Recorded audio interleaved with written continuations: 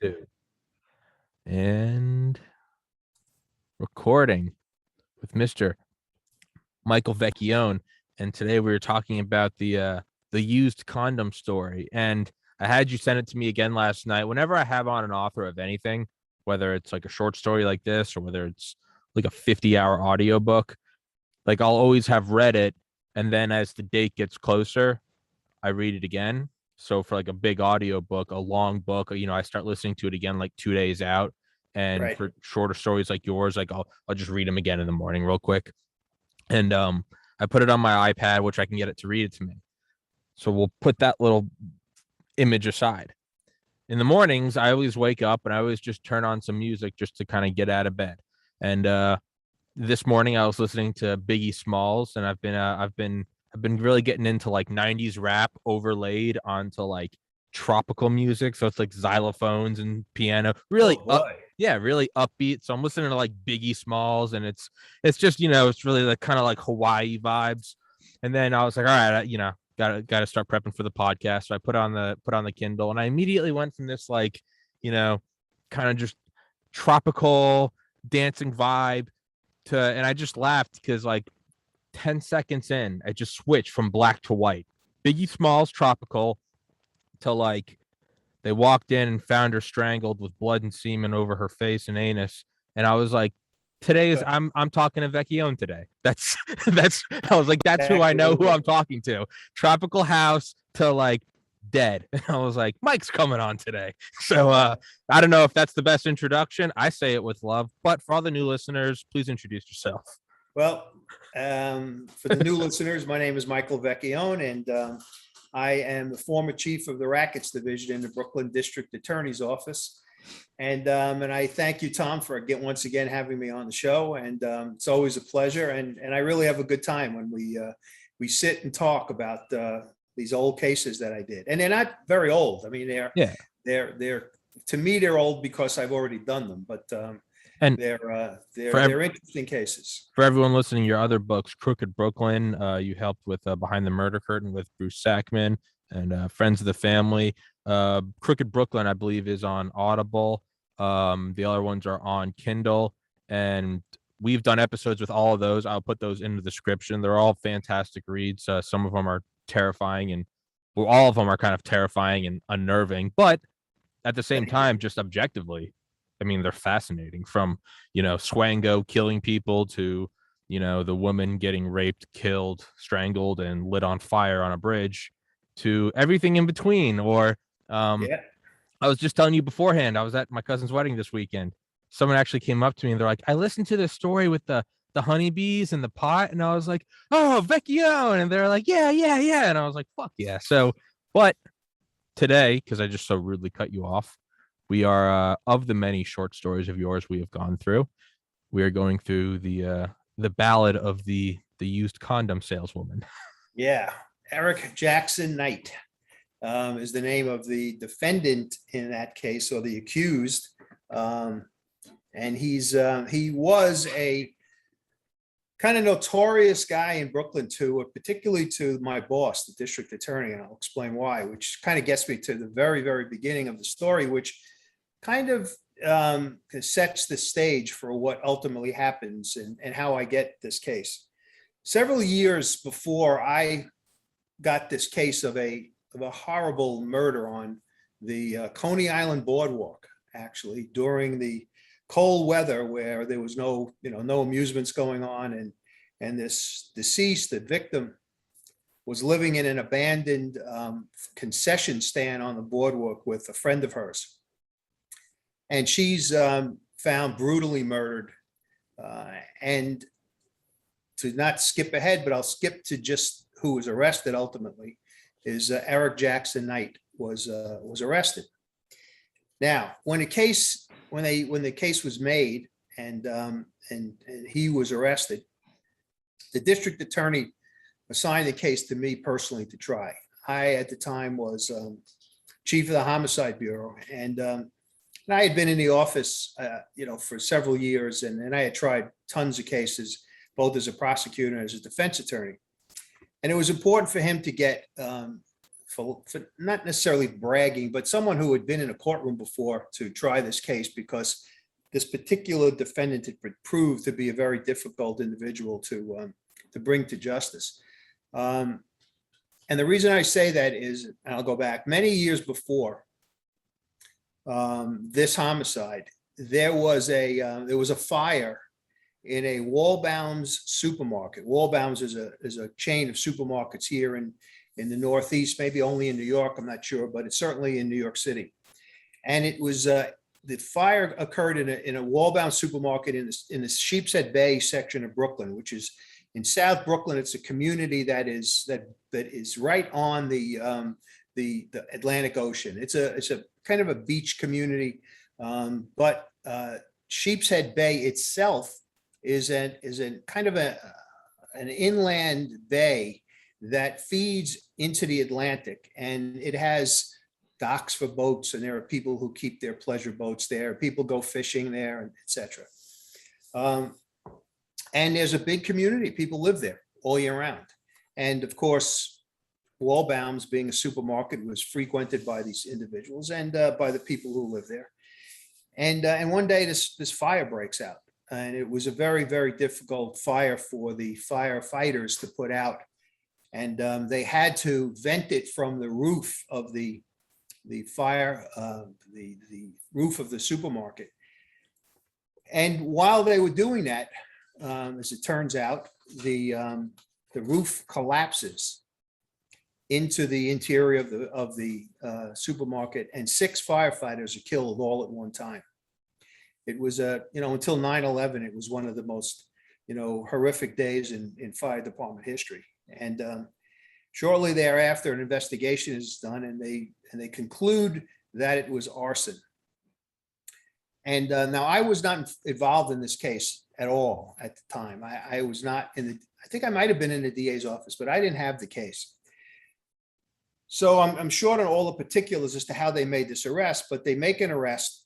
And the arrest is of a guy named Eric Jackson Knight, who is a kind of a guy that hangs out and lives in that area, that South Brooklyn area, Sheepshead Bay, which neighbors Coney Island, and he's charged with the 6 murders and the arson, and is convicted. He's convicted after a trial. Now, the interesting part about this is that after the conviction, the families of the 6 firefighters bring a civil suit against the Wallbound supermarket, the fire department, Eric Jackson Knight for whatever it was worth. But it was a major lawsuit, civil lawsuit. And the families were represented by an attorney. I'm not going to mention his name, but an attorney who was a prominent civil attorney, and he also did some criminal work, but he was a prominent civil attorney, meaning he handled cases of a civil nature, not necessarily of a criminal nature. And while he was investigating and putting together the case, the civil case on behalf of the firefighters' families, he found evidence that indicated that the fire may not necessarily have been an arson. It may have been caused by some electrical problems or some other problems other than Eric Jackson Knight setting the fire. And he, after representing the families of these 6 firefighters, becomes so entwined with this case that he decides to represent Eric Jackson Knight because he feels that he was unjustly convicted, and rightfully so, if that was, the situation. And what happens is ultimately he uncovers enough evidence to have the case set aside, the murder conviction set aside against Eric Jackson Knight for the 6 homicides and the arson. Now, it wasn't a slam dunk from some people's point of view. It was, they believed that the lawyer was wrong and that this was an arson because they had the fire marshals do the investigation, etc. So it was a big controversial case, and ultimately went to an appellate court, and the conviction, the verdict that was set aside was upheld in terms of having been set aside. It remained no conviction. And after spending time in jail, Jackson Knight was released. Now, the reason he became a person of interest once the murder on the Coney Island boardwalk occurred, person of interest to my boss particularly, was that Joe Hines, my boss, was the fire commissioner during the time that this, if it wasn't during that time, he was the fire commissioner, I think maybe when the case was ultimately set aside. So he becomes district attorney, and Jackson Knight was not a choir boy by any stretch of the imagination. He would get arrested in various small crimes and misdemeanors in and around Coney Island. And so he'd been in and out of the criminal courts until this particular case in which he's arrested for this murder on the boardwalk. And let me tell you about the facts of that case. The woman who, the victim in the case, was a homeless woman, not because she had no family to take care of. She had no family to take care of her, and not because she was some crazy nut who didn't have any place to go. She was kind of a rebel to her family, and she decided that one day she was going to leave home. I mean, we're talking about someone who was in her 30s. I mean, it's not a kid. And she leaves home, and her family basically did not know where she was. I mean, she was upset with the family. She did have some, they told me later on, she did have some mental issues, but she was being cared for by them. She lived with her family, and things were great. And then one day she's gone. And it turns out that she began to live with another homeless woman in this concession stand on the Coney Island boardwalk. I don't remember. I don't even know if I ever knew what the concession stand, how it operated or what it operated, how it operated in the summer season. But it was abandoned at that time. It was cold weather, and there aren't that many people on the Coney Island boardwalk in the winter or fall, winter, and early spring. And for those, I'm sure everybody who's listening has heard of Coney Island, but it is a amusement park, beach community right on the Atlantic Ocean in the southern part of Brooklyn. And during the summer, it's always packed with people. There are famous rides like the Wonder Wheel and the Cyclone, and now it has a baseball team. It's a Met Farm team, and a steeplechase amusement park within Coney Island was very famous. So Coney Island is a major tourist attraction in Brooklyn. So this woman begins to live with her friend. I'm going to use first names. The friend's name was Christine, and that's why she becomes important in the case. So Christine comes home from a night out. God knows where she was. And the way that their concession stand was set up in terms of the two of them living there was the inside of it was a large room, so to speak. And what they did was they put a blanket to divide the room in half. They attached it to the both walls of the back wall and front wall of the concession stand. So Christine lived on one side, and the deceased lived on the other side. So Christine comes home from whatever she was doing the night before, and we're talking about now, kind of street people. I mean, they lived in this boardwalk, but they were always roaming around the streets of Coney Island. And as she enters the concession stand, and before she's able to get into her portion of it, to the right, from the left comes this guy, kind of moving very quickly out of the concession stand. And she had never seen him before. He was not dressed in any kind of, coat or anything like that. So it was really odd to her as to who this guy was, why he was in with her friend, and why was he dressed the way he was. So she goes, now he runs away, he runs down. She saw him run down the boardwalk. And she goes into now the other side of the concession stand to see her friend, make sure everything is okay. And her friend is laying there sleeping. It's morning now, or she believes she's sleeping. She goes up to her, tries to rouse her from sleep. You okay? Are you okay?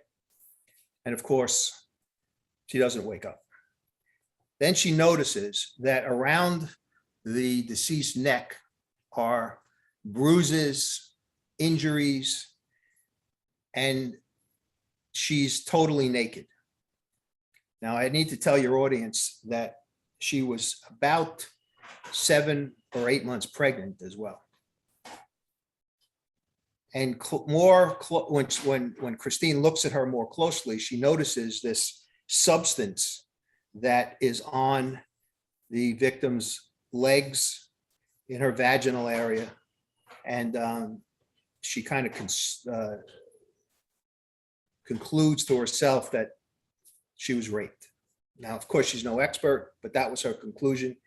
She starts to scream. She runs out of the concession stand, and she finds a cop, the first cop she can find, and reports it. Now, when the police get there, they see basically what I described. This woman, pregnant woman, naked, bruising about her neck, all over her neck, on her side, on her, she was beat in addition to what they believed was rape. She was raped because of the substance. Now, there, obviously, the street cop is not an expert, but of course, they call the crime scene people in who have to take samples, etc.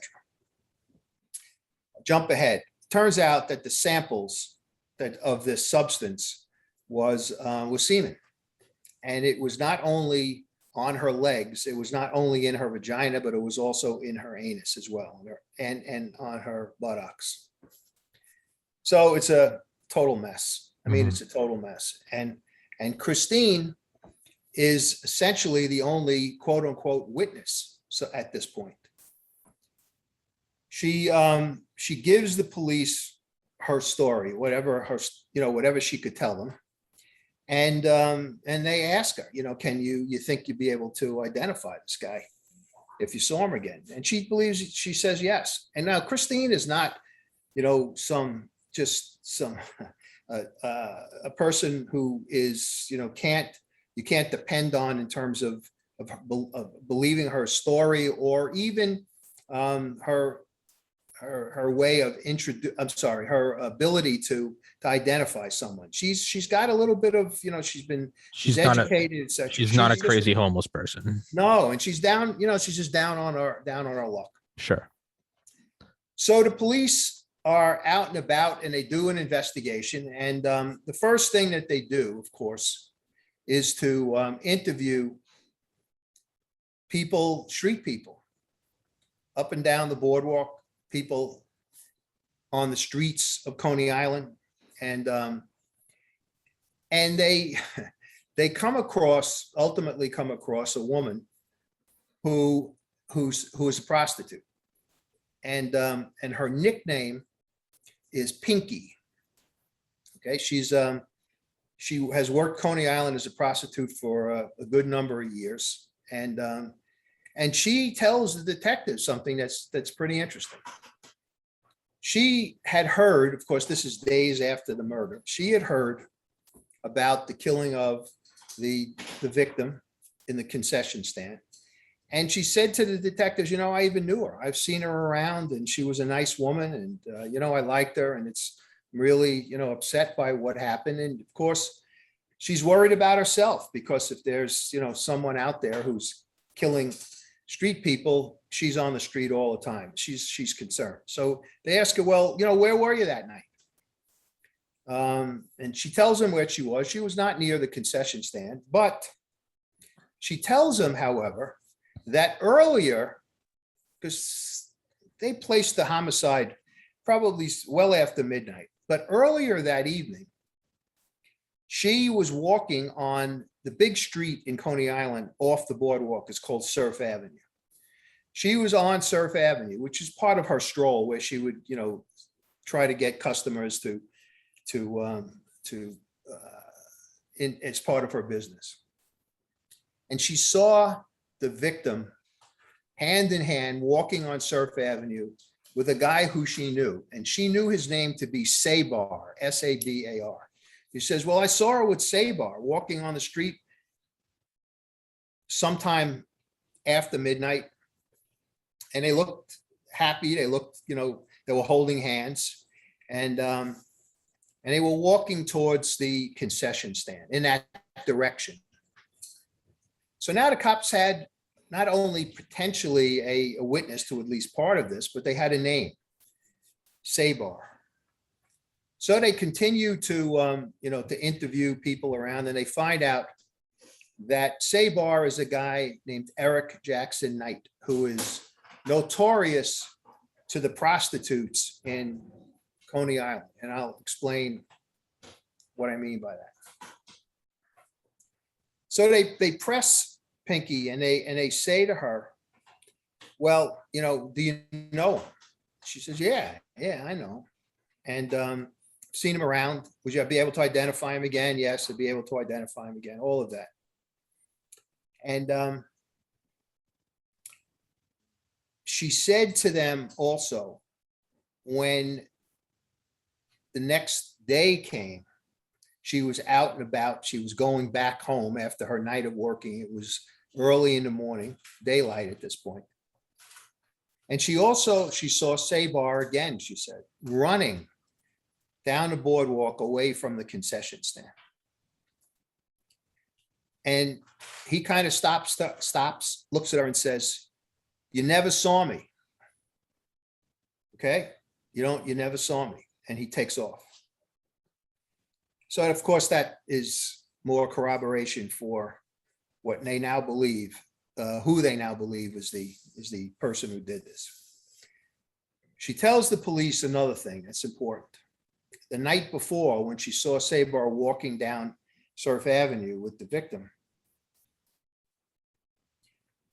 she said to the cops that he was dressed in this jacket that was very odd in a sense. It was a sport jacket type of jacket, but on the cuffs, instead of being material, he had like kind of velvet on each of the cuffs. Underneath, he had on a sweater, a kind of very oddly designed and patterned sweater that was underneath the jacket. When she saw him in the morning, what she did see was him with no jacket, no sweater, and on his shirt, she said, looked like he had blood. So cops now had even more. So when they finally are able to pick up Sabar, which they were able to do based on Christine Maroney, her story, but more Pinky's kind of placing a name to this face. But the stories coincided, obviously, and then they fit together. Maroney sees him running away from the concession stand. Pinky sees him passing her on the boardwalk, running from that direction with the blood on his shirt. Talks about the night before with the clothes. And why that becomes important is because Maroney tells the police when they interview her after she discovers the body that she noticed this jacket, man's jacket, and this crazy looking sweater on the floor in the concession on Maroney, on the victim's side of the concession stand. So when they interview Pinky and she tells them about the sweater and the jacket, everything starts to fit together.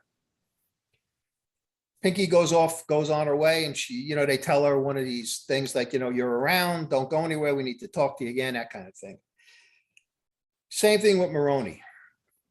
So after, bit more investigation, they ultimately agree that it's time to pick up Sabar. They believe that they have enough. They consult with my office, not with me directly, but with the homicide, with the person who's working that night on the homicide riding desk. And what that is we had an assistant DA assigned to what we call the riding desk. And that was the place where if any detective or cop had any question about a homicide that occurred in the borough, or any need, or the need for legal work like a search warrant, or to take a statement from a witness, they would call in, and this particular individual would give them advice, or would go out and take a statement from a witness, go out and take a confession from a defendant, would prepare a search warrant, that kind of thing.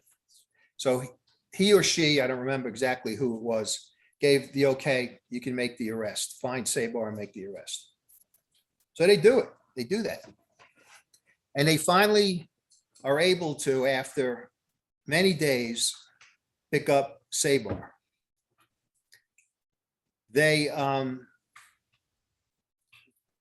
bring Sabar in, and they find the Maroney, which was not that easy, because remember, she's a street person. Mhm. Just because she lives in that concession stand didn't mean that she was always there and always ready. It's not like Yeah, it's not her knocking mailing on your address. door. Yeah. And she didn't have a phone. There's no, but they find her. They ultimately find her, and they bring her into the precinct, and and a lineup is held. And without any hesitation, she picks out Eric Jackson Knight or Sabar as the guy she saw leaving the concession stand. Yeah. That night, that morning. Now, they did one other thing before that. They interviewed Pinky again, and they found out, because she gave some more information as time went on. She really did feel bad, and she really was a good person, even though she did what she did for a living. And she said, the next morning, a couple of days after the murder, I went to Sabar's cousin's house because he was my connection, my drug connection. I needed drugs. I went there. And who was there? Sabar. And he made a point of telling Pinky, listen, what you saw the other morning, you didn't see. What you saw right now, you didn't see. Wasn't here. You don't know where I am. You have no idea where I am. Okay. Now that was, I skipped that. That was before they ultimately picked Sabar up. So they pick him up. They now have this identification, and the assistant DA who has the case at that time puts the case into the grand jury, and with Christine Maroney's testimony, and I'll tell you why only Christine, because Pinky then was in the wind. They couldn't find her. We didn't want to run the risk of losing Sabar. They put the case into the grand jury, and the grand jury believes Maroney. We put the medical examiner in, and was there another witness? I don't think there was, but in any event, you get an indictment against Sabar for Eric Jackson Knight for murder. Now, is it the best case in the world? No, in terms of beyond a reasonable doubt, but you don't need that at the point of the grand jury. Is it a case that is a slam dunk winner at a trial? The answer is no. So they give the case to me to try, and I'm always up for a challenge, and I start going over the case, and I say, geez, man, this is not a great case. This guy's gonna walk again. I mean, how can this? I don't know if I can win this with just Maroney.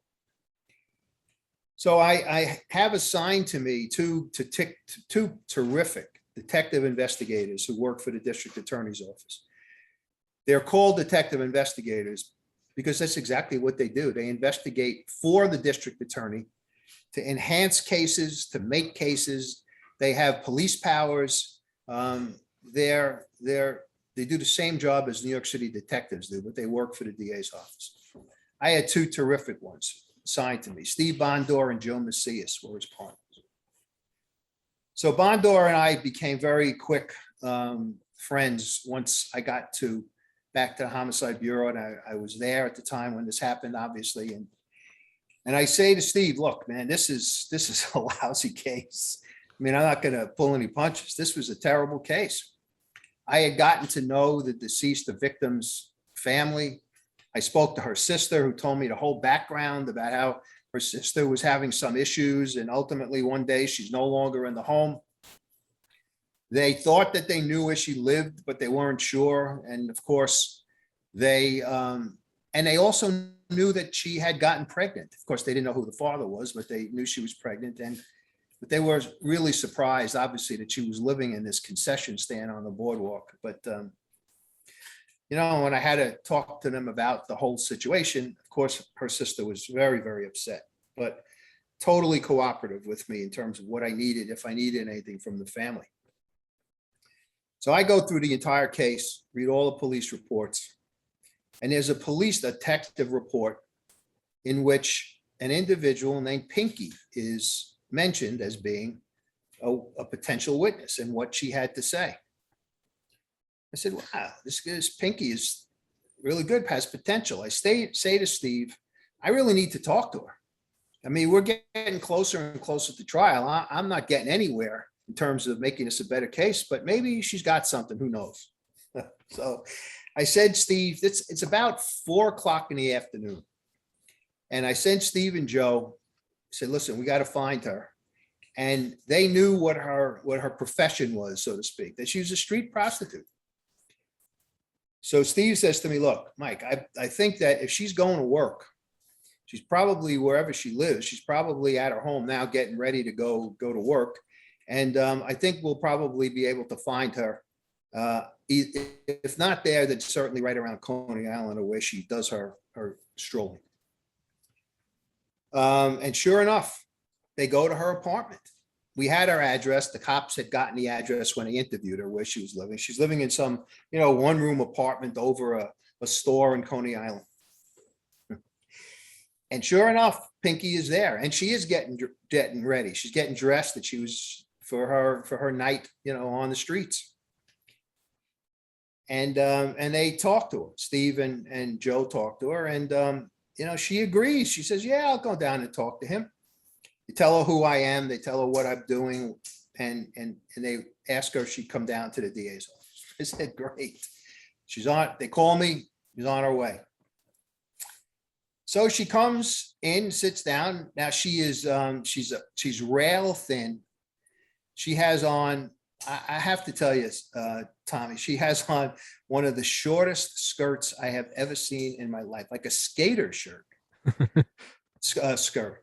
She was all, made up and everything for her night on the street. Sure. And she was she's really a nice woman. And she tells me this entire story about what she saw. She reiterates the fact that she saw him the next morning, the night before she saw him, the next morning. And she tells me in more detail about her encounter with him in his cousin's house the couple of days after. She goes in detail into the discussion she had. They talk about the fact that he was in the concession stand. And of course, she tells me about the threat that he threatens her, basically. If you know what's good for you, you don't know where I am. Same thing can happen to you. Say to her, well, do you know the guy? She says, yeah, I know him. He patronizes all of the girls, the prostitutes. But she says, but I got to tell you, Mr. Vecchione, he's a complete scumbag. Why? What he said? He beats them. The girls obviously are afraid to make complaints, but he would not only have sex, but he would then beat them up, sometimes stiff them, not pay them. He's a bad guy, and everybody's afraid of him.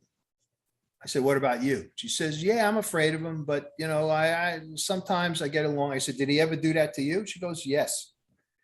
Did you ever have sex with him? Yes. Did he stiff you with payment? Yes. And he beat me up a couple of times. It's just the way he is. So I said, all right. I said, are you willing to, to help us out with the trial? I said, yes. You willing to testify against him? She said, yes. But she was really the kind of person who you knew I had the I don't want to say impression, but I knew that there was some good there. She was a good person, and she was just unlucky. And she was not, Tom, she was not dumb by any stretch of the imagination. She really, she spoke articulately. She was someone who I knew that if with a little bit of help, which I offered her at that point, she could be saved. So she said to me, listen, I thank, and I told her all of this. I said, I'd be able to, we'd be willing to help you, all of this stuff. And she said, I'm willing to help you as well. And fast forward a little bit. So she becomes like one of my quote unquote best friends. I hear from her every day almost from that time on. She'd call me to tell me that, she needed some help. We set her up with some social service stuff. And, but that night, first night I met her, we hit it off, and she smiles and she says, listen, I gotta go. I gotta go to work. I said, okay, Steve and Joe will take you back home. She gets up from in front of my desk. She walks to the door. She stops at the door and she moons me bends over and moons me at the door and gives me this big smile and laughs and walks out of the room. Well, it sounds, but it's kind of what you're saying though. Like, it's a good person, just kind of got a fucked up hand. Just Pinky becomes a good person. And I needed to speak to her often because now I'm preparing for trial, and I would bring her in because look, you can't, you got to work with these witnesses. You can't just talk to them once and expect they're going to be stars on the witness stand. Now I missed one important thing. On the way out of while she's sitting in front of my desk and tells me that there's no doubt in her mind that Sabar did this, I said to her, really? And I'll tell you why I was so skeptical. About 2 or 3 weeks before we brought Pinky in, we had taken obviously the police had collected the semen off the legs and the vagina, etc., and had tested it for DNA. And I believe that one of the ways of making this a better case was to ask a judge for an order to allow me to take a DNA swab of Eric Jackson Knight. Now, his attorney, who, by the way, was the guy who was representing the families in the fire department civil case, became his criminal attorney in this case. He put up a fight. The judge gave me the right to do it. We took his a swab and sent it to the lab. They had already had the DNA swab, DNA from the victim. Now they had his, and they compared them. And the word comes back to me, they don't match. So, I remember that. My heart dropped. I mean, I couldn't believe that I had screwed up the case even more than it had already been screwed up before because it was so weak. I said, oh my God, I'm trying to strengthen the case. It turns out I basically weakened it, because now the argument is that someone else did it, and maybe this Maroney was mistaken, or maybe she saw him, who he was trying to help her. Who knows? There's a million defenses that you can make with this not matching DNA. Well, innocent until proven guilty. That's what it is. So I now have this in my mind when I talk to Pinky, and she's adamant about it being him. She says, I know he did it. I know he did it. He's a bad guy. I saw him with that blood. He didn't have that, the way he didn't have the same shirt and jacket on like I saw the night before. I know it's him. I know it was him. So I said, really? Well, then how do you explain that we took his DNA and it didn't, a sample of his DNA, and it didn't match the DNA of the semen that we found on the victim? She goes, what, are you kidding me? He says, I tell you how that happened. And she was so certain. I said, what, are you kidding me? She says, no. She says, I know how it happened. I said, how? She said, he buys condoms from me. I said, what are you talking about?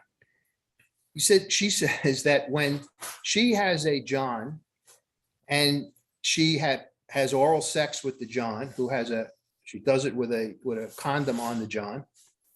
She slides the condom off the John, and instead of throwing it out onto the street, she ties it quickly in a knot and puts it into her bag or in her pocket. And she saves it for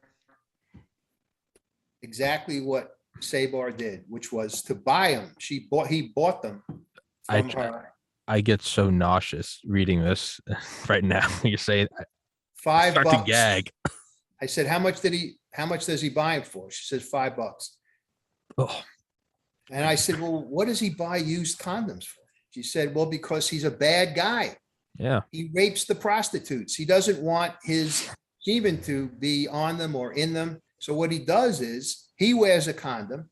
And then what he does is after the act is done, he breaks open the one belonging to some unknown guy and spreads it all over the prostitute, so that if she complains to the police and they take a sample, it's not going to be him. I said, Pinky, this is incredible. She says, you don't believe me? I sell it to someone else too, and I can tell you who it is. You can go talk to him. You'll see.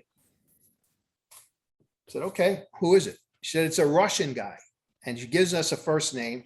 She says, I don't really know what his last name is, but he's a Russian guy, hangs around Coney Island. You'll be able to find him. He's notorious. And I sell him the used condoms as well. I said, well, what does he use them for? Does he do the same thing? She goes, no, he doesn't use them for that. He resells them to, at the time, there were live sex shows on 42nd Street and in Times Square in Manhattan. And he sells them to the performers in the sex shows. That was legal? That live sex shows were legal? Well, legal back then, yes. All right. He sells them to the performers, and to make it look real, to make the sex look real, at the time of climax, they are able to kind of break open the condom that was sold to them and kind of let it, this is disgusting to you. Let it kind of drip down, sure. So that, and the perverts who are watching this in the audience love it. That's what the Russian does. And he makes money because he obviously buys them for $5. He sells them for how much more, and he profits, and he makes a profit off them. Question, and yes, not at all really important to the story. Can the actors in the sex shows not climax, or is it like a fail? They wear condoms. Yeah, it's a good point. I'm retarded. I'm retarded. Keep going. Okay.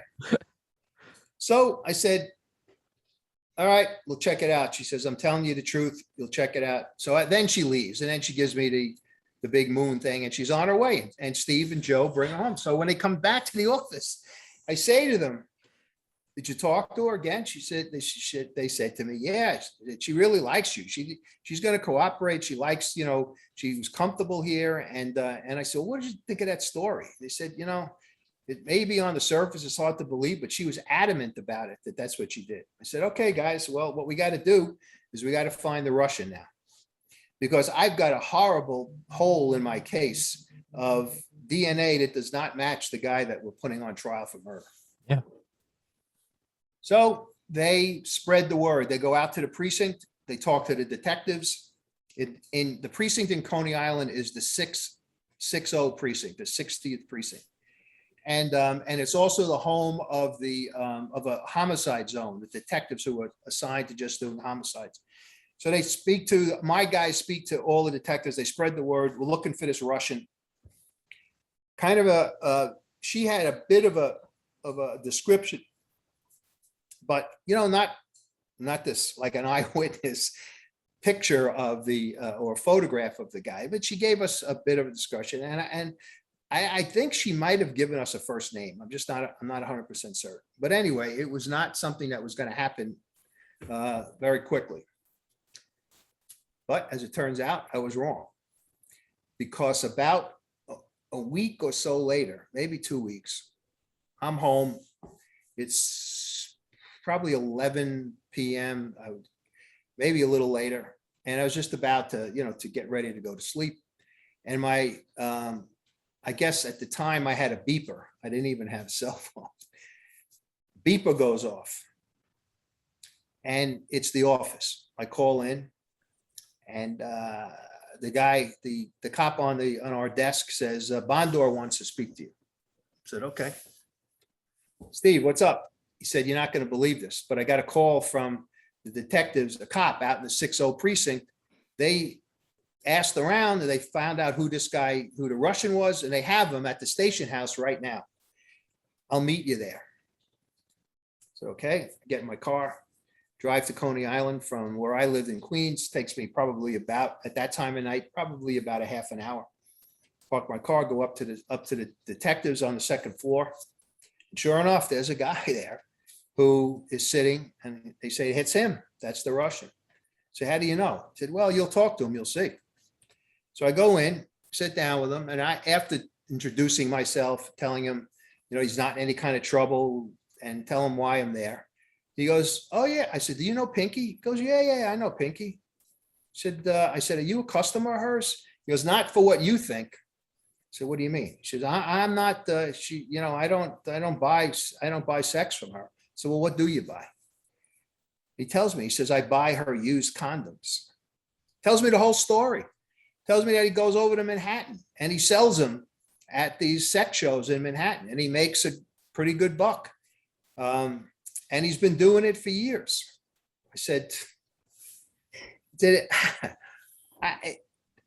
I was stammering. I couldn't believe that first of all, I couldn't believe we found this guy. And second of all, I couldn't believe that we now had this answer to the biggest hole in the case. Second question about the sex shows. Yeah. And I know I'm really not hitting on what the story is. I have a tangential thing going on. And I peep shows. Yeah. Are the male performers the same performers? Are they like regulars there? Yeah. As far as I know. So how come they're not? All you'd have to do is delay it one time, and then they could save their own condoms and then use their previous condom. Mike's telling this story about this whole criminal investigation, and I'm poking holes in the profit model of these sex shows. No, do you think here's why? Because first of all, the women that were the girls, I should say, sure, that were the female partners of in these sex shows were young women who were recruited off. They go to the Port Authority bus terminal and recruit these people coming from other parts of the country who were either left, they're runaways, or they left their parents, or they're coming to New York to make their fortune, etc. And they're sucked into doing this. Hey, I can get you on Broadway, that kind of thing. So they can't run the risk. The male performers can't run the risk of one of these women complaining that they did this, not consensually, but that they were forced into it. So there's no way they were going to use their own, their own semen at all. I mean, it's just was not going to happen. All right. I should stop focusing on the business model of the sex shows. And we'll go back to the murder. Yeah. And all of these shows were mob run. Yeah. As well. Yeah. They were all mob run. Another reason why the women were not going to complain, or if they did complain, why these guys were not going to put themselves in jeopardy if they somehow got the place closed because they did a stupid thing by using their own semen. Well, some mobster was going to come, or some hitman come and kill them. Correct. So now I had a decent, in my opinion, a decent case. I had the answer to the condom situation, a story that seemed to be too crazy to have been made up. It was the kind of thing where you'd say, no one could even think that. Who could think a story like that up? It would have to be something that's true. It sounds like a kid making up a story for getting caught. Why did this happen, and then this happened, and it's just like, you're lying to me. But this is what happened. Yep. Well, let me fast forward a little bit. Yeah. After the trial was over, and I'll get to that's a whole nother story about the trial, which I'll get to now. I'm working out in my, I had this treadmill, Stairmaster, well, I forgot the machine. And I'm working out and watching TV at the same time. And there was a TV show that was on ABC for a long time called NYPD Blue. Mhm. And it was about detectives in New York City and the cops, and it talked about, cases, etc. It was a dramatic scripted series, not a documentary kind of thing. And the case that night was of a rape of a homeless woman, not on Coney Island, but Port Authority bus terminal or something. And it turns out that the authorities, collected semen from her body and made an arrest. They had a guy that they arrested in this show. And they took his DNA, and guess what? The DNA did not match. And they find a witness who says, well, I know why. Because the DNA that this guy, the guy who raped this and killed this woman, buys used condoms from other prostitutes. And I almost fell off the machine. It was my case that they were now somebody, and I found out later on who it was, a detective who became a technical advisor to the show, told them my entire story, and it became part of this scripted series, NYPD Blue. Of course, I didn't make a dime from it. Anyway, so now I had a case that I thought that, I've got a decent shot at winning this. I had Maroney, I had Pinky, I had the story, we had we had his jacket, we had the sweater, which obviously showed that it was the same kind of pattern that they described. And I said, I got a better than even shot at winning this thing. And all I needed to do was to make sure that, that the witnesses were prepared and ready to go. Now, Pinky became, as I told you before, a kind of a quote unquote friend around the DA's office. She'd call me all the time, and we helped her out, and we got her into social programs, and she got off the street. She even found a guy that she fell in love with. And during the time that in preparation for this trial, they got engaged, and she was getting married. She was going to get married to this guy. So I felt pretty good. In addition to that, the assistant DAs, the female assistant DAs who worked in the homicide bureau with me, got to know Pinky. They felt sorry for her. They knew that she was, down and out, but she was, as I told you before, Tommy, she was a really nice woman. Yeah. One particular assistant DA felt that she was the same size as her. And she had old, suits and stuff, pants and dresses that she was going to get rid of. And she gave them to Pinky. Pinky was like, she had never had friends like this before. And she was, always coming by the office, even if she had nothing to tell us about the case. She just would say hello, and they would sometimes take her out and buy her some coffee and, that kind of thing. So she became kind of social. It became a social situation as well with her and some of the other assistant DAs. One morning before the trial starts, I have her in to prep her, to talk about the case, go over a testimony, prepare her for cross-examination, all the things that you do with any witness. And she's sitting out on the bench in front of the detective who is the mans our front desk. So people come off the elevator, they come past the detective, go in through a sealed door and into their offices, right? Pinky was sitting out there waiting for me. I hadn't gotten in yet. She told the guy on the desk, I'm waiting for Vecchione, and he said, okay, just, sit, wait, he'll be in. So I come in and I say, to her, come on, come back to my office. She's white as a ghost and she's shaking almost. I said, what happened? And I'm thinking the worst. I'm thinking that maybe somebody in Coney Island got to her, or Sabar got to her through his friends. I didn't know what happened. She said, Mike, you're not going to believe it. So what are you talking about? She said, I'm sitting out at the desk and all of your people who work here are coming into work. I said, yeah. She says, well, I recognized one of them. He is a customer of mine. I said, what? She said, yeah, one of your guys here.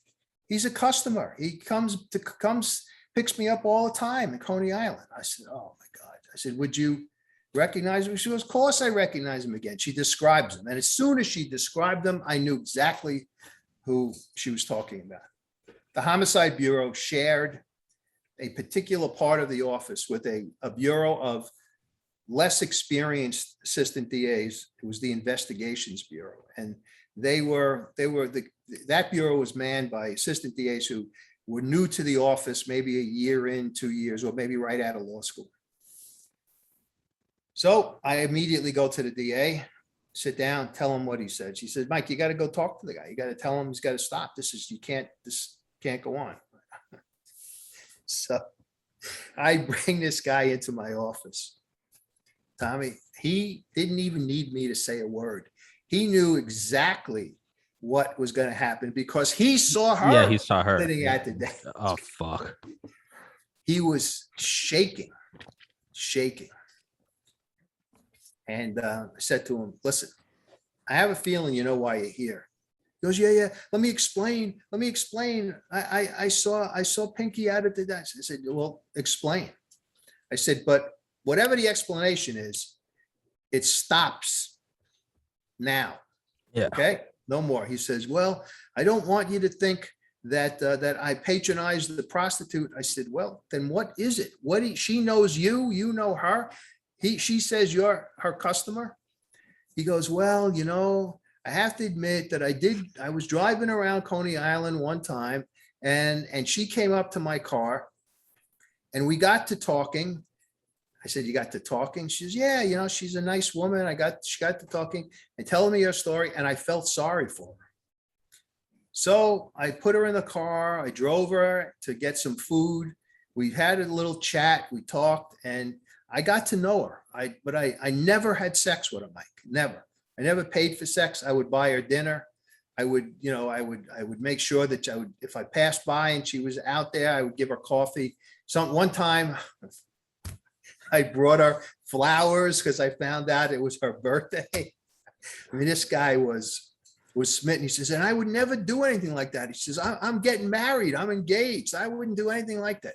I said to him, listen, man, you got to stop right now. There's no way that you can continue doing it. She goes, I hear you. And that was it. But that was just another part of this now crazy case with used condoms, stuff that doesn't match. I mean, it was like, what else is going to happen? And there is more that the Russian, how is he, what more can happen? Okay. So we continue getting a case ready for trial. I bring in Pinky, she's prepared. And now I send a cop to my detectives out to find Christine. Where's Christine? I got to bring her in. We got to talk to her. The preparer. Nowhere to be found. They went out several times. She doesn't live in the concession stand anymore. No one knows where she is. We have nobody knows, seems to have seen her around. I think in the worst now. I think that somebody got to her or killed her. I was so frustrated that I grabbed Steve. He told me this, that he had done a trip to Coney Island a day before, couldn't find her. I said, listen, let's go now. I got to go with you. We just got to hit every place that we can. Let's go. Tommy, it was freezing. It was so cold. On the Coney Island boardwalk, I walked the boardwalk with Steve Bondor and I was freezing. We went to the one place that was open on the boardwalk was a pizza joint, a very famous pizza joint called Titone's. It's the best pizza in Brooklyn. And Titone's was open. We went in there, showed the picture because we had Maroney's picture, Christine's picture. No one ever saw her. They didn't see it. We went everywhere. We checked the street people. No one had seen her. No one knew where she was. It was a mystery. So I said, listen, man, I'm freezing. You're freezing. Let's go back to the office. We'll figure it out. So we get in the car. He says, let me just do one other thing. He goes and stops in front of the police precinct house. And he goes in. Oh, by the way, what we were doing as we were going around talking to people is Steve was leaving his business card with everybody we spoke to. And he said, if you see her, call me. Here's my number. And he had his number on there, right? So he goes into the precinct and he tells him what we did and what we're looking for. And the desk officer is, apprised of what it is. And he says, I'll tell the guy that relieves me, and tomorrow I'm back on. Don't worry if we find her, because the cops are looking for her too. We'll let you know. I guess it must have been the next day, probably early afternoon.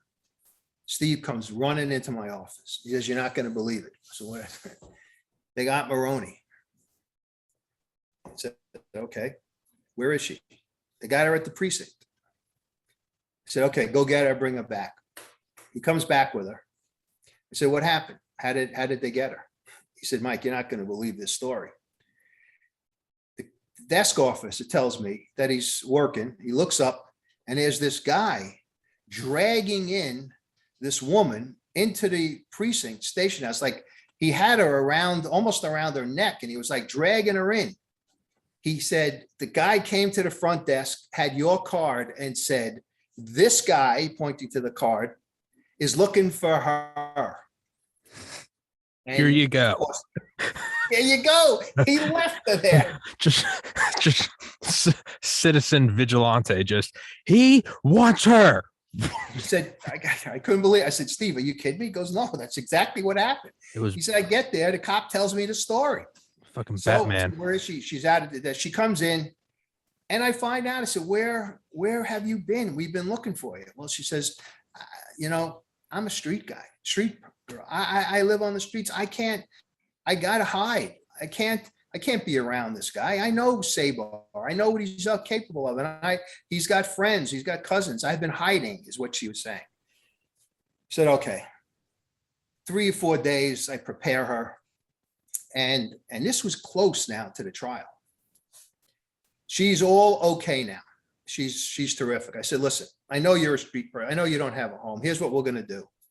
With your consent, we're going to put you up in a hotel, and I'm going to have detectives staying with you and guard you until we need you to testify. She goes, thank you. That's great. Okay.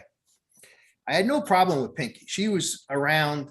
She was not any, she had moved. She had the boyfriend. She was staying with him. So there was no concern about her. So we start the trial. We pick a jury. And my plan was to call Maroney, Christine, as the first witness. I'm going to go chronologically and then ultimately end with probably the medical examiner to, because it's the very damaging testimony, and Pinky somewhere near the end of the case as well. But I had the medical examiner on call in the event something happened. And I'll tell you what that means. Sometimes the best laid plans don't work. You have this witness on call, this witness on call, this witness there, and sometimes things fall apart, Tom. So you got to have somebody else available, because the judges get really angry at you if you're not ready to call a witness. They want to move the trial, right? So I had the medical examiner, who wasn't that far away, said, listen, I may need you, because I knew that was a certainty. He would be there, and if I called him in. He said, okay. So I guess it must have been, we broke for the weekend, had the jury. Friday was, it was Friday we finished picking. That weekend I went out to dinner. I was married at the time to my first wife, and we went out to dinner with some friends in a restaurant in Queens, or Nassau County in Long Island. And we're just about to sit down. The hostess is going to sit us down, and I get beeped again. So I call, and it's a detective who's guarding Christine Maroney. I said, what's up? He goes, Mike. She goes, Mike, you're not gonna believe this. I said, with this case, I believe anything. What's the matter? He said, she said she doesn't want to cooperate. She's going crazy here. She says, call you, tell you, go fuck yourself. She's not going to testify. I said, what happened? I had her in my office on Friday. She was fine. Turns out that Maroney was addicted to blood pressure medicine that she was taking. She wasn't taking one pill a day. She was abusing the pills. They were getting high, and she ran out of the pills while she was in custody, our custody at the hotel. The detectives filled the prescription, but kept the bottle and said, we're going to give you the pills one every day like you're supposed to take. She went crazy. She was screaming. She went nuts. She wants the bottle. I'm not doing this. I'm not doing that. She was out of her mind. I said, are you in the room with her now? Yes. Put her on. I said, Christine, it's Mike Vecchione. What is going on? She went crazy. Yeah, they won't give me my medicine. I said, yes, they are. They're giving you the way you're supposed to go. One pill at a time. You can't take 3, 4, 5 pills. I don't care if you're addicted to them now. We can't do that. She goes, I said, listen, how about we do this? How about you take the pill tonight?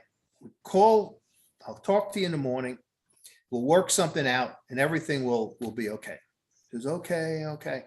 Now I knew it was getting late. I figured she was going to go to sleep, and I reached the detectives in the morning and it would be okay. So Sunday comes, I speak to them. Everything seems to be fine. She was at least pretending to be okay. And I thought, all right, crisis averted. I mean, I never knew anybody could become addicted to blood pressure medication, but she was. I think some, and I could be completely talking about out of my ass. I think some also have like a relaxing effect. Yeah. And it might be like she's not important. Keep going. No, and I really didn't care what the medication was. I knew that we couldn't give it to her, the way she wanted us to give it to her, or give her the whole bottle, let her take it herself. So everything seemed to be okay. Early Monday morning, she's supposed to be brought into the office and we're going to walk over to the courthouse. I get a call from the people guarding her. They said, Mike, she is worse than you could possibly imagine. She is screaming. She said to tell you that you could go fuck yourself. She's not testifying. She's not doing anything. You didn't keep your word. You're a scumbag. You told me everything that I needed to say. I don't know anything. I said, oh my God, I said, listen to the detectives, bring her in, bring her to the courthouse and let me talk to her before we do anything else. They bring her to the courthouse. I think she's going to be, screaming, but I think I could calm her down. Tom, I've never seen anyone like this. She was crazed. I mean, crazed, screaming at me in the courthouse. Now, luckily, the courthouse wasn't fully open yet. It was before the trial was to start, and the floor that the courtroom was on was not terribly crowded, but there were people there. And of course, she made a spectacle of herself. She was screaming. I had a guy following the case, a reporter, who knew Eric Jackson Knight from the wall bounce case and followed all of that saga. When he gets arrested again, he now becomes a guy that's watching every single day of the trial, every day. And he was a big time reporter here in New York.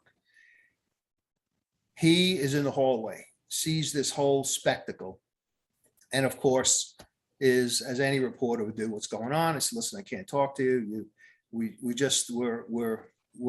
going to be in a courtroom in a little while. I couldn't calm her down, Tom. I couldn't calm her down. She said, I don't care what you do. I'm not testifying. In fact, I'm going to tell the judge that you beat me, that you forced me in here. You forced me to testify. You put all the words in my mouth, etc. I said, oh, man. So I go into the courtroom, which is now open, ask the judge to see him.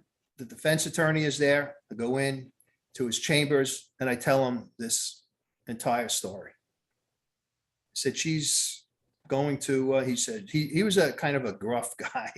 He said, hey, fuck up, bring her in here. Let me speak to her. Fuck up. Said, listen, we can't do this. We can't do this in front of the jury. She says, no, bring her in here. So we bring her into the courtroom.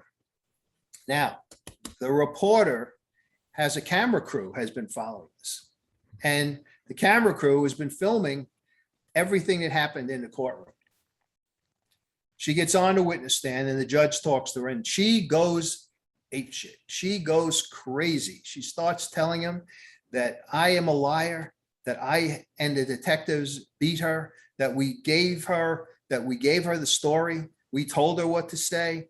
She was screaming. And the judge said, listen, I'll swear you in and ask you what happened. And if you tell something different than what you've already told the grand jury, then you could be arrested for perjury. Do you understand that? He says, you can go fuck yourself too, judge. I don't care what you're going to do to me. You could, and this is a rant like you cannot believe. So I see the judge is now beside himself. He goes to me, shrugs his shoulders, and I said, listen, this is, we can't do this. I can't call her. Yeah. That's it. And he said, all right, miss, you go back to where you were. You'll have me to deal with, and I knew that was just total bullshit. He wasn't going to do it. So we, luckily I had the medical examiner on call. I call him in and he testifies to the autopsy and there was some other crime scene detectives and things like that.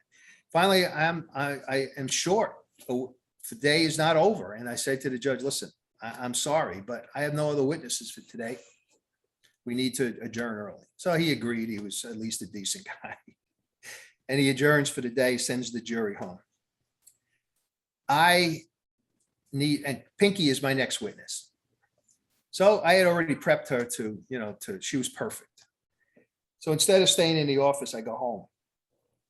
I had my son was probably about 7, my oldest son. I walk in the door. My ex-wife is looking at me and they had the TV on, the news. So she rolls her eyes and I said, what happened? She says, well, we just saw the news. I said, Brian saw it too? Yeah. He turns to me and he says, Daddy, why was that lady yelling at you like that?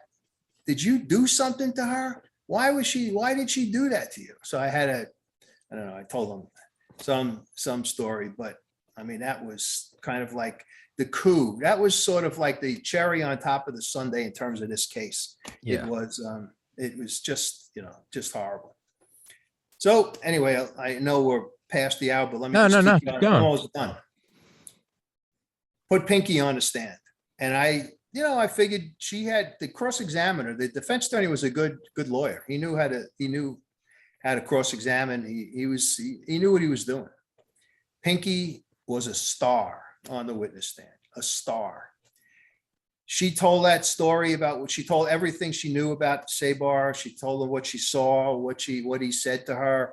She even talked about the condoms and all of that stuff. And he couldn't shake her. He could not shake her.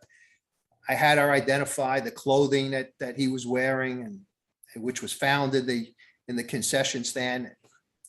I thought, man, I recovered. This is pretty good. This is not so bad. So we sum up the next day, right? And I'm thinking, and the defense attorney is like, this jury's coming in like 10 minutes. You got nothing here. And other people who saw the case said to me, Mike, I don't know how you're going to win this case. He said, they're going to be back in no time.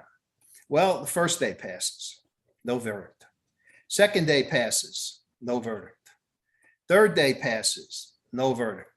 Fourth day passes, no verdict. The jury's deliberating now on this case that everyone told me was shit. And I felt it the same way.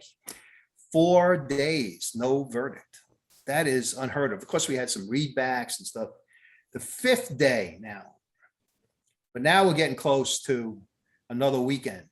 And that's a bad thing for, because it's much easier for jurors to say not guilty than to say guilty in their psyche. Anyway, to make to top off this case, of course, they come in and it's a not guilty verdict, right? Not guilty. I was not surprised, but I was devastated. I put a lot of work into this case, and Pinky was terrific. So I go downstairs leave the courtroom, go back to my office, and the jury is waiting for me, Tom, in the lobby of the courthouse. And they walk up and they say, Mr. Vecchione, we just wanted to make sure that we told you what a great job you did. He said to me, if you only had, the foreman now of the jury said to me, if you only had one more witness, we were going to convict him. We knew he did it, but you had one witness really. If you had one more, I told him, I said, I did have another witness, but she refused to testify. And they said, well, we're sorry, but the case, we knew he did it. Everybody in the jury knew he did it, but we felt that with just one witness, we couldn't do this. So on top of all of this, I would have had this guy, except for Maroney, backing out and walking away from the courtroom. Do you wish you guys had given her the blood pressure medication? Would that have been the lesser of evils? We couldn't do that, because what happens if she died? Yeah, it's true. I don't know what that stuff was going to do to her. She could have overdosed in the hotel room. Yeah, that's true. Yeah. Or the detectives weren't going to do that. Yeah. But let me finish the very last thing. Pinky goes off and ultimately gets married. She keeps in touch. She has a baby.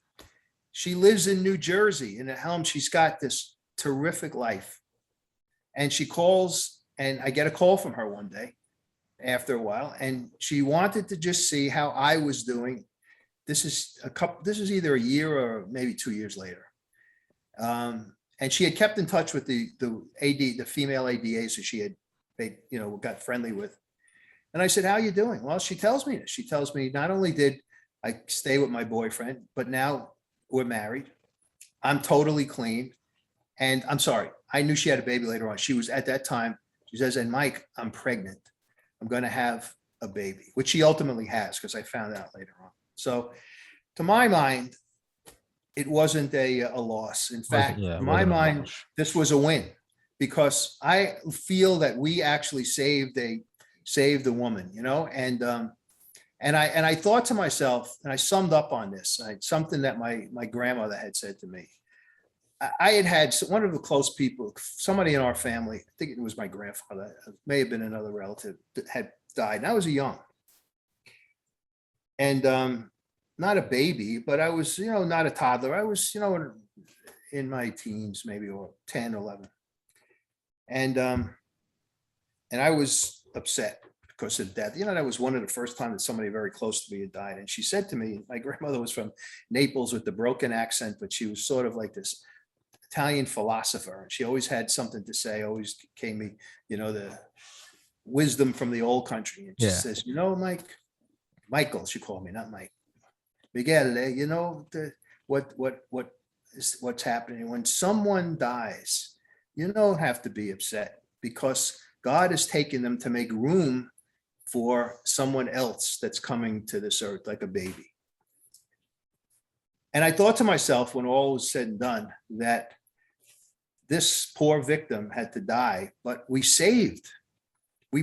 actually kind of, in my mind, we kind of brought a life back to existence in terms of Pinky. She became a productive member of society. She was a down and out junkie prostitute who was selling condoms for $5 a piece and putting herself in harm's way every day that she went out to work. So my mind, it was a win for the good guys. And, I don't know what happened to, I do know. Shortly thereafter, Eric Jackson Knight gets arrested again for for stealing a car. He finally goes to jail. He did go to jail, not for the kind of time that he would have gotten from, with a murder conviction, but he finally got at least something. And I don't know what happened to him. I don't know if he's still alive or he's dead. I have no idea. But that case, as you could tell, I will never forget it. Never. I mean, it was, it had so many twists and turns and so many things that sometimes I tell the story and people don't even believe it. They don't believe the story about the condom. They can't even wrap their head around that. But that was it. And I'll never forget sitting in that precinct, the detective room, talking to this Russian guy who I thought was a figment of her imagination. And there he is sitting in front of me and tells me the story. He says, yeah, that's exactly what I do. So, I buy used condom from Pinky. Yeah, yeah, but it is beautiful though, because I mean it sucks. Sabar pretty much got away and Maroney cracked, and that it kind of feels like the woman's murder goes kind of unchallenged or unpaid for. But I mean that is a beautiful ending though. Like this woman goes from being a junkie prostitute roaming Coney Island in the winter. she would have been dead, Tom. She would have been Hundred dead. Someone would have percent. killed her. Someone would have killed her. She would have I- got fentanyl or some shit. yes, exactly. Yeah. Exactly. And now she's a clean mom, married, living in like suburban New Jersey. Like, Yep. And the victim's sister, who I had gotten to know, was at the courthouse the day that the verdict came in, and she came up to me, and I thought that she was going to be upset. Of course she was. She said, look, justice was not done here, but she said, I can't thank you enough. She said, you were able to kind of give us some closure in terms of this. It was in a strange way honored my sister's death. She died so horribly, but you did what you could to make sure that that justice was done, and we won't ever forget what you did for us. So that was another thing that kind of makes you made me feel good about the case, that it even though she was a homeless woman living in a concession stand, she had a family, and it was important for the family to see that that somebody cared for at least her memory enough to to take on this bad guy, and that was that made me feel. I mean, that's why I did this work, Tom. I yeah. did this. Certainly didn't do it for the money. You do it for what? For help, to help people, Well, and it was not a total loss, as I said before, with regard to that. So and there's kind of a like another odd twist on it. And I said this when we talked about Hand of the Killer, is that I mean, Sabar's clearly a piece of shit, but the process, right? It is a win. I don't know how to very loosely. It is a win for the process of innocent until proven guilty. Like you can't just say, here's the guy, here's the scene. Like you got to go and be like, that's not a DNA match. And then you have to go and dig and find it. And they said, if you had one more witness, and sure, it sucks because the story. yeah, But how many stories would there have been one more witness, but the guy really didn't do anything? And that the only reason they couldn't find another witness is because he didn't do it, and they actually couldn't find a witness. It is, and it's a dark take on it, but in a weird way, it is a sort of a win for the justice system that it's like when like a terrorist in Guantanamo Bay gets like a trial or something, and you're like, who's this motherfucker?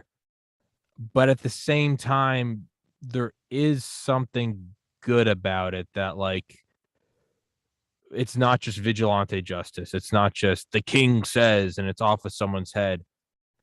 It is good that it's that some sort of system is in place, and sometimes there is a miscarriage of justice, but like it's like cop pulls me over and wants to search my car, and I say no, and then they later find out there really was nothing in my car, but I as a citizen had the right to say fuck off, it's my car. correct. There is something good about that, and this shit like this does happen, but that also means that the system is robust enough that it works for those who do need it, who really didn't do the crime. And Exactly. it is good that the system can't just kind of be, come on, we all know he did it. Yeah. And it's like, no, it's good that the system is this sort of, almost like a science. And it's like, you can't circumvent the rules. I think it's a good thing. And it's terrible. It's terrible, but it's terrible that her death went unanswered for or unpaid for. But But it the is, evidence, but as it turns out, the evidence wasn't as strong as this jury wanted it to be, yeah, and that's the way. That's the system. that's what I mean though. And That's the system. Exactly. that's good that the system's that strong, and it's you know, if it means that there's one miscarriage of justice for 999, you know, proper uses of justice, you know, that's not a bad thing, right? It's like it's not a Yeah. bad thing that, yeah. But My uncle, who was a lawyer who I really admired and who was my inspiration to become an attorney, used to say to me that and he learned this, he said in law school, that it's better for 9 guilty people to go free than to have one innocent man be convicted. well, And yeah, that's what I mean is, yeah, it's because when, you know, when am I gonna be in the seat where I'm like, I didn't do this, and they go, you know, we would have convicted Tommy, but you just couldn't find another witness, and I'm going, because there isn't another there's witness, no, thank yeah, God. You know, and again, it's easier said than done. It's, you know, I lost a brother to suicide. It wasn't murder, but let's just say it was murder. Yeah, I would 7.5 years later, I'd still be stirring that someone got away. And right. so I get where their family's kind of disappointment and I mean, I completely get it. But yeah, it's I don't know, rather err on the side of caution. I mean, it's No, the one thing that I felt bad about her sister, the deceased sister, was that the family didn't even know that she was pregnant. yeah, You know, yeah, she had left the home yeah, and she left the family. And so that was when I first met her, that was a real shock to them, you know, that she was pregnant. And but you know, what are you going to do? It was yeah, it's an unfortunate situation. And I always said to them, look, if you did the best you could. She said they try to find her, you know, they would try to quote unquote rescue her and bring her back. It just didn't work. She just didn't want to be found, you know, she yeah, didn't want to be, she wanted to live where she lived. And that was it. And except for this, you know, coming across this, you know, this bastard in one night, she would have given birth to that baby. And maybe, who knows, maybe she would have gone back to her family. But yeah, you know, but you know, ifs and buts. yeah. It's ultimately, I think it's a win. I do think it's a win for the justice system in that you have to be airtight. You can't go in there with a hunch and you know, you give a dramatic Exactly. speech and fucking, you know, because what happens when it's an innocent person? You know, we look back in 500 years, we go, oh, she wasn't a witch. Too, too bad we burned her. You Yeah. know, it's like that's fucked up. So it's, you know, if Yep. it, yeah. So Mike, we got to wrap this one up. I got to prepare for the next one.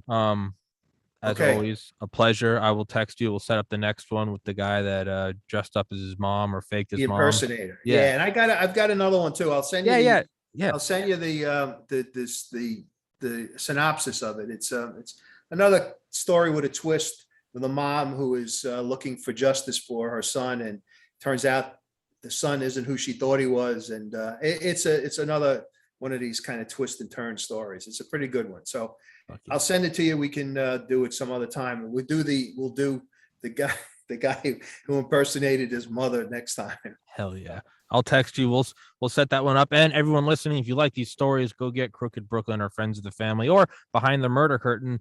They're all Right. kind of, yeah, they're all kind of series of these. Well, not friends. That's different.